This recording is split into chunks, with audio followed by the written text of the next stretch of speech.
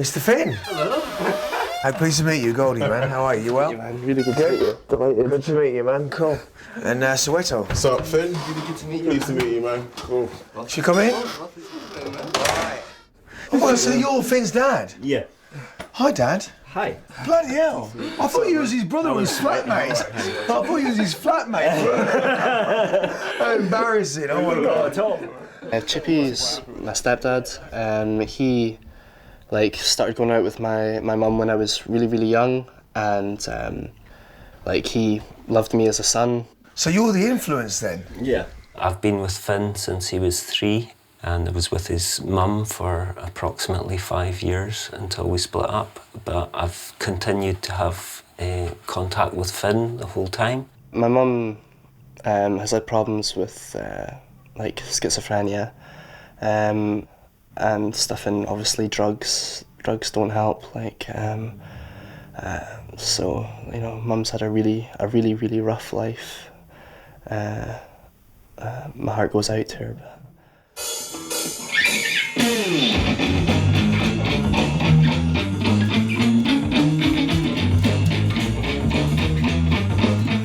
My dad was, I started playing with him. I watched him when I was tiny, really small.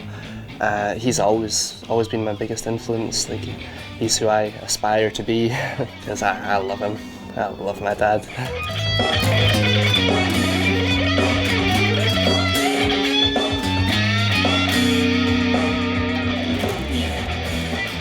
Music for me has been really the cornerstone of my life. What is it like to live here, Don't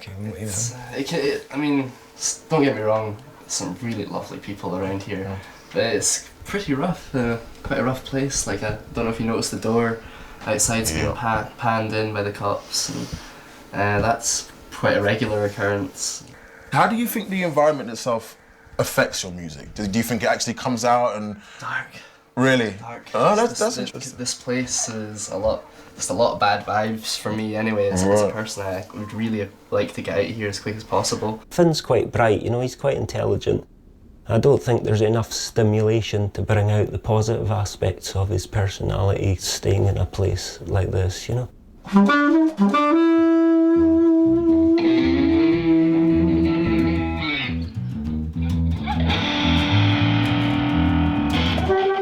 It's hard. It's very hard because you're in a tenement yard with the volume down, and it is difficult. He can play.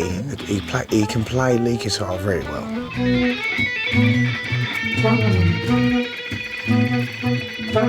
It's not really about the fact that he can play. It's the fact that can he play with others in a way that this group's going to come together. What I'm bowled away by is his kind of optimism and this brilliant, he really wants to do something different and get out of this situation, and he doesn't strike me as somebody who's closed-minded either. Yeah. Even though if my one misgiving would be, stylistically, he might be a bit of a one-trick pony, in terms of what he does, it's his vibe. I started playing my acoustic, and when Goldie caught wind, he was right up here and he sat there. Finn. See, that's what I'm talking about. I've not had everything yet, have I? He took his seat, and I cannot believe the reaction he gave. We were going to go. It was done and dusted, to be honest. And we heard him playing acoustic guitar, and we thought, oh man, let's just go and hear him play this. And I think I might have actually used the expression one-trick pony, which, to my eternal shame, he came up and showed me about 5 other tricks in one song. And it was completely what we came here for. Whispering things I seem to find. Life isn't real. It was all a dream. Now I see things crying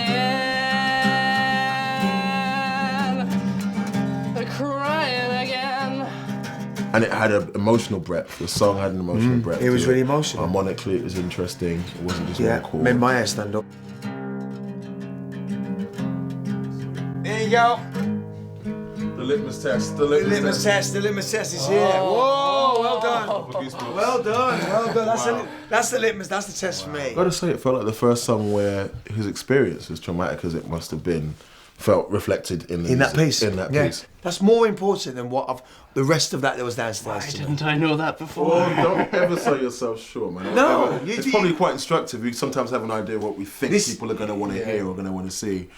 Be yourself, you know. I mean, this is clearly you as well. You know? Well done. Yeah, cheers, bro. Well done. All right. Keep it up. Wow. From rural Scotland to the suburbs of Nottingham, I've sent Guy and Miss Dynamite to hear 21-year-old singer-songwriter Natalie Duncan. I've always played the piano from a young age. I have been writing songs since I was about 10, I think. I'd say I'm a blues singer, really. She looked blue in the kitchen with dewdrops glimmering on her eyes. Mama said, we're gonna put you on the television, make us some dough tonight. Music is my life. I've never seen anything else. I've never thought I want to do something else. It's always been music, and that's always what I've wanted to do. And it's the only time when I'm happy, really. Daddy wore it like a glove, leather wrapped around his fingers, where black dust now lingers. Serving many clowns, hundreds gonna put her down, rivers gonna see her drown. Mama never made a sound. I try and be a bit different to the sort of songs that are out there, because I think everything's all about love. Like, I like to write songs about prostitution and murder and, you know, drugs and things like that. It's, you know, I enjoy that.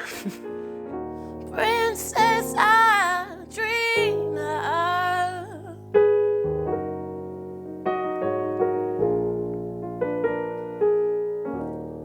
Why is it Princess I Dream of? Is there any reason for that? I wrote it about sort of celebrity culture and like pageants and stuff like that, and young kids and children and Hollywood. It's about the falseness of it all. I know exactly what you're talking about. Yeah. Can you play us something else? Yes.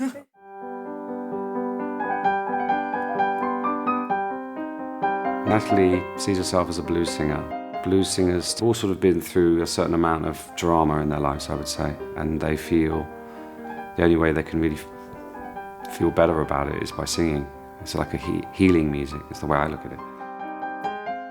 And Natalie has that power, raw power, but she also has that tenderness as well, that somebody who's been through a lot of emotional turmoil would have. I have been suffering with mental illnesses for a long time, a good few years. I don't know, I can't put my finger on when it begun because I don't feel like I've ever been quite right. But I suppose, I think about maybe 6 years ago or something, I was diagnosed with depression and I've been on the antidepressants. And then about 2 years ago, I wasn't formally diagnosed, but it was schizophrenia, basically. That was the drugs they gave me would indicate that I had schizophrenia, and I have all the symptoms for it.